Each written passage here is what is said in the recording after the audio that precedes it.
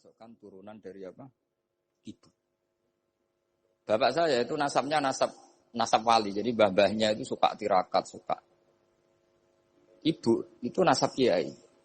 Jadi kalau bapak wiridan itu, kalau istiqomah itu disalahkan sama keluarga ibu. Istiqomah itu salah. Karena ijabu malam yajib, mewajibkan sesuatu yang tidak wajib. Itu masalah secara ilmiah. Mbah Mun itu sering ngeritik, kalau ada pondok kok wajib puasa, wajib merawat itu sering ngeritik. Itu secara fikih bahaya. Ijabu malam yajib, mewajibkan sesuatu yang tidak wajib. Dan itu kriminal dalam bab fikih. Betul itu, sama cari di Sulam Taufik. Babnya itu ngeri, ijabu malam yajib itu tidak dihitung minal kabair. Dicari sendiri itu di bab Sulam Taufik, tidak perlu saya sebut. Itu parah betul malah cara menvonis Abdullah bin Husain bin Thohir di Sulam Taufik. Ijabu malam yajib. Tapi pondok-pondok yang tirakat tidak kurang dalih. Niki boten majibaken, ngelatih. Boten majibaken tapi napa? Nah, silsilah dari keluarga ibu itu suka ilmu. Sehingga Abdullah bin Mas'ud itu tiap hari itu mensweeping orang yang sering duha. Kalau ada orang duha istiqomah itu disweeping. Awas, harus seminggu sekali, enggak boleh tiap hari. Masa sholat fardu kamu saingi sholat duha? Enggak boleh, fardu tersaingi. Itu Abdullah bin masyhur, sampean cari di Al-Ghunjah ini. Sayyidah Aisyah kalau ada orang duha tiap hari dimarahin. Dan itu secara konstitusi ilmu benar karena Nabi Qiyamul Lail Ramadan itu hanya 4 hari yang di depan umum. Lainnya itu enggak. Khasyata ayyufradu alaihim kalau dalam sahih takut dianggap fardu. Akhirnya istiqomah itu masalah di keluarga saya yang dari ibu. Nah, kebetulan kita ini suka ada istiqomah akhirnya ya seperti ini. Tapi ini ilmu harus kita bicarakan. Tapi yang istiqomah Bapak itu pengagum Badullah. Bapak itu suka sama istiqomah. Karena punya guru dulu Gezibedi istiqomah, Badullah istiqomah. Tapi jangan kira Badullah itu hanya istiqomah. Saya punya sanad banyak. Mungkin Gus Zaki lebih tahu. Sering saya diceritakan Bapak. Badullah itu nak ambek wong fasih teman-teman itu rapati cocok. Senajan to majibno fasih. Tak takoki kenging nopo. Empuk nak ke fasihan darani wong awam untuk ganjaran. Mergo macane Quran gak fasih. Padahal untuk ganjaran mergo seneng Quran. Jadi terus tak takoki Bapak, niku saged damel syariat mboten? Ya ora kenek, pokoke ngono. Jadi go ngekrori. Artinya beliau ndak ingin lah gara-gara kita terlalu pakem tajwid kemudian menganggap siapa saja baca Quran salah kemudian tidak dapat pahala. Bisa saja hamalahum ala ayaqraul Qur'ana apa mahabbatuhum wa iskuhum wa kada wa kada. Jadi akhirnya saya jadi tahu. Oke, secara makhraj salah, tapi iseknya benar, mahabbahnya benar, brontonya benar. Jadi sebetulnya Badullah itu punya sekian makalah tentang ilmu. Hikam juga gitu. Nur nak cah santri ngaji Ihya itu jauh oleh. Saya nak ngaji Hikam mojok. Maksudnya beliau entah kalau setelah itu Badullah itu melarang siapa saja santri ngaji Hikam itu dilarangnya ada kelas tertentu untuk boleh ngaji Hikam. Nah, kenapa saya cerita ini? Karena saya masih ingat betul di antara wasiatnya Mbah Mun itu. Pirroh sebab apa Fatihah kok ihdinas siratal mustaqim bukan siratoka tapi siratal ladzina an'amta alaihim. Dawe Mbah Mun fa innallaha ta'ala la ya'kul wa la yashrab wa la yanqih wa la kadza wa kadza. Allah itu enggak makan, enggak minum, enggak tidur. Sehingga kita enggak bisa niru Allah. Tapi yang makan tidur itu manusia. Sehingga kalau ingin dekat Allah ya niru siratal ladzina bukan siratoka. Kita cara tidur niru Kanjeng Nabi, niru ulama, cara makan, cara minum, niru Allah tidak bisa. Makanya bukan ihdinas siratal mustaqim siratoka tapi siratal ladzina an'amta. Maka dalam beragama itu butuh master, butuh panutan. Ya tentu Mbah Mun oleh ngendikan pakai luwet orang-orang kuno. Cara Mbah Mun pakai cantolan. Maka saya punya makalah banyak dari Bapak, dari Mbah Mun, dari Mbah Zubair, dari sampai saya itu hafal sanad sampai Rasulullah sallallahu alaihi wasallam. Karena yang bisa mengawal ilmu itu sanad. Termasuk saya di sini bawa kitab Ar-Risalah Al-Qusairiyah. Nanti saya baca beberapa panutan kita. Di sini ada Abdul Qasim Al-Junaidi, ada Abu Yazid Al-Bustami, ada banyak ulama yang ditulis Ar-Risalah Al-Qusairiyah. Dan itu yang membentuk Imam Ghazali, kitab Ar-Risalah Al-Qusairiyah. Tapi sekarang kita ini tidak belajar lagi tentang tasawuf. Tasawuf itu Abdul Qasim Al-Junaidi jadi wali itu bukan wiridannya terlalu banyak, enggak. Beliau pernah bikin satu kalimat yang menjadikan Allah itu ridho. Kalimatnya begini, kalau malam beliau wiridan gini, ya Allah, kenapa engkau ngasih rezeki saya? Padahal engkau tidak butuh saya.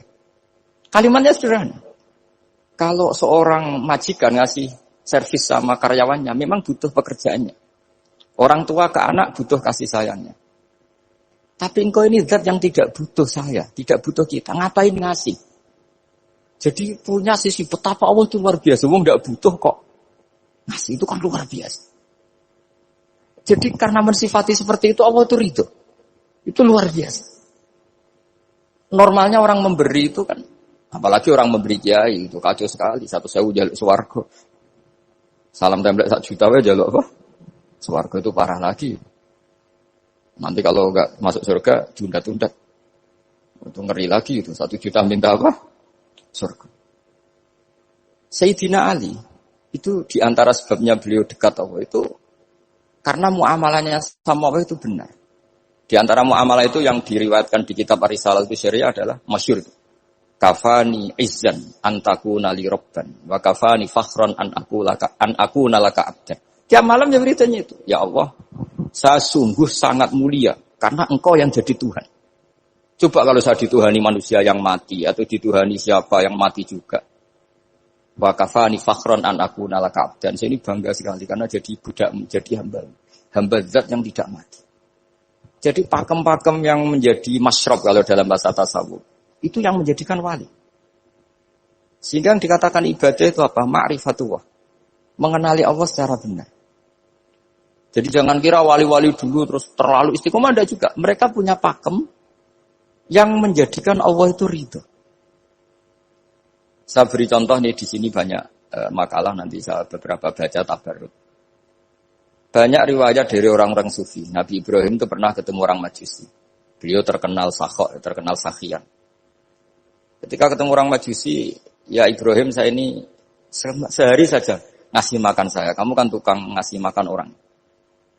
Terus, ya tapi bisyarti antus lima, kamu harus Islam. Sebagainya Nabi Ibrahim adalah, kalau saya menolong dia berarti nolong orang kafir. Setelah orang itu lewat, berlalu karena Nabi Ibrahim gak mau hormat, Allah memberi wahyu ke Nabi Ibrahim. Kenapa ya Ibrahim gak kamu terima 1 hari, kamu kasih makan 1 hari? Ya karena dia Majusi. Kata Allah, dia umurnya berapa? 60 tahun. Tanyakan, pernah kelaparan kan hanya hari ini? Iya ya Allah. 60 tahun dia kafir tak kasih makan. Minta kamu sehari aja kok gak boleh. Akhirnya Nabi Ibrahim dipanggil orang Majusi, dikejar dipanggil. Ayo tak kasih makan 1 hari. Kok kamu sekarang jadi baik? Habis ditegur Tuhan. Terus kata, ahakada yu'amiluni. Apa seperti itu? Tuhanmu mengu'alamalai saya. Ya na'am. Akhirnya Islam orang Majusi. Jadi itu lagi-lagi ilmu. Jadi yang dikatakan ilmu itu satu teori atau kalimat atau apa saja yang menjadikan kita ini pakem. Meskipun pakem itu kadang sulit diterima orang-orang khusyuk. Orang khusyuk itu ya nyun sewu ada sisi nakalnya. Makanya Mbah Mun sering kayak jargon masyhur itu. Zada khusyuan, zada jalan, tambah khusyuk, tambah bodoh. Bukan bodoh dengan makna salah itu enggak. Memang kadang terus anti ilmu. Misalnya gini, ini contoh yang karena saya ini mengkhidmati ilmu, saya beri contoh yang urusan ilmu. Ada orang sujud diinjek orang fasik, kepalanya diinjek orang fasik. Terus si orang yang sujud tadi ini ada di Sahih Muslim, juga ada di Ihya. Wallahi la yaghfirullahu laka. Pakai sumpah, wallahi la yaghfirullahu laka. Allah langsung mewahyukan ke Nabi fi hadzal zaman, fi tilka zaman atau fi dzalika zaman. Man dzalladzi yata'alla alayya alla aghfira li fulan qad ghafartu lahu wa ahbattu amalak. Katakan ke orang itu, siapa yang mencatut nama saya yang hanya berstatus tidak memaafkan. Itu enggak fair. Saya ini Tuhan kok bisa yaghfir, bisa yu'adzib. Kok sifat saya tinggal 1 yu'adzib itu gimana? Dicatut separuh itu Allah tidak terima. Tapi kalau kita baca Quran, saya ini sama orang fasik ya benci. Saya ini orang soleh, setidaknya pura-pura soleh lah. Karena di depan para kiai. Tapi mau tidak mau.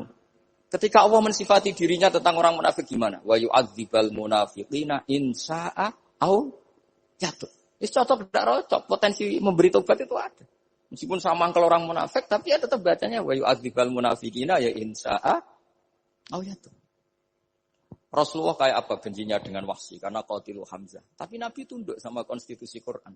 Laisa laka minal amri syai'un aw yatuba alaihim aw yu'adzibahum. Akhirnya Allah malah memberi tobat sama qatilul Hamzah yaitu Wahsy.